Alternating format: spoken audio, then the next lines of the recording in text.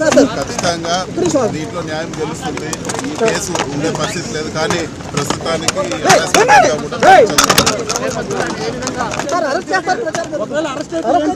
Arrest అయితే ఏం చేసుకుంటాము, జరిగే జరుగుతుంది.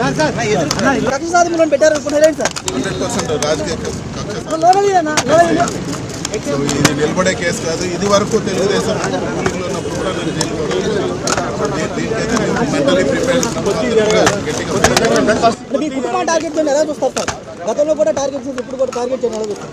గతంలో ఏ విధంగా ధైర్యంగా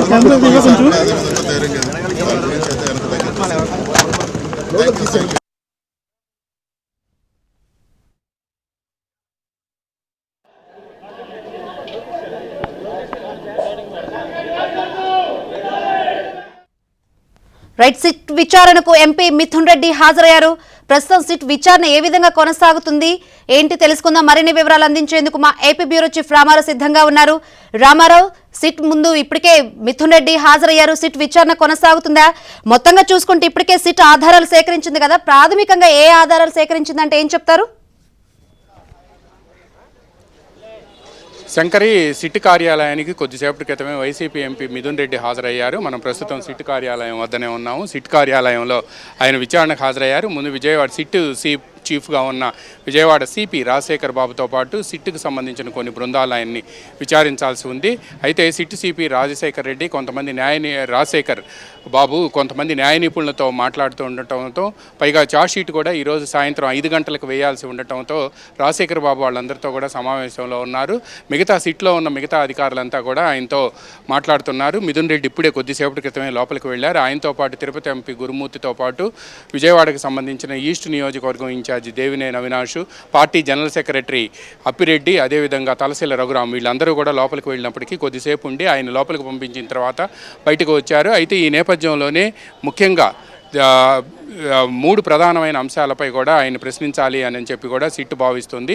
ఎందుకు అనంటే ఈరోజు ఛార్జ్షీట్ దాఖలు చేస్తూ ఉండటం, పైగా ఆయనను సుప్రీంకోర్టు, హైకోర్టు, అదేవిధంగా విజయవాడ కోర్టు ఇవన్నీ కూడా ఆయనకు ముందస్తు బెయిల్ తిరస్కరించడంతో ఈరోజు సిట్టు ప్రధానమైన అంశాలను ఆయన ముందు ప్రస్తావించి దానికి సంబంధించిన రిమాండ్ రిపోర్ట్ కూడా, ఒకవేళ అరెస్ట్ చేస్తే రిమాండ్ రిపోర్ట్లో ఏం పొందుపరచాలి అనే అంశంపై కూడా వాళ్ళు ప్రశ్నించాలి అని చెప్పి నిర్ణయించారు.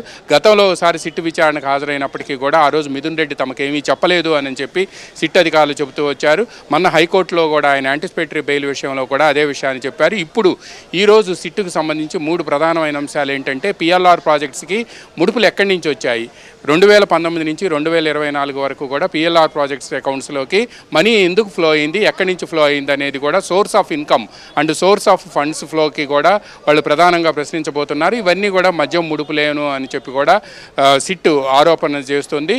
దీంతోపాటు మొత్తం ఈ పాలసీని ఫ్రేమ్ చేసేటప్పుడు కూడా 2019లో ఈ పాలసీని ఫ్రేమ్ చేసేటప్పుడు, అంటే ప్రైవేట్ నుంచి మద్యం వ్యాపారాన్ని గవర్నమెంట్ చేతుల్లోకి తీసుకునే సమయంలో కూడా మిథున్ రెడ్డి ఉన్నాడు అని చెప్పి తమ దగ్గర ఎలక్ట్రానిక్ ఎవిడెన్స్తో పాటు టెక్నికల్ ఎవిడెన్స్ కూడా ఉంది అని చెప్తున్నారు. అదేవిధంగా డిస్టిలరీల నుంచి ముడుపులు సేకరించే అంశంలో కూడా రాజు కేసిరెడ్డి నిత్యం మిథున్ రెడ్డితో సంప్రదింపులు జరుపుతున్నారని, ఫోన్ టచ్లో ఉన్నారు అని కూడా చెప్తున్నారు.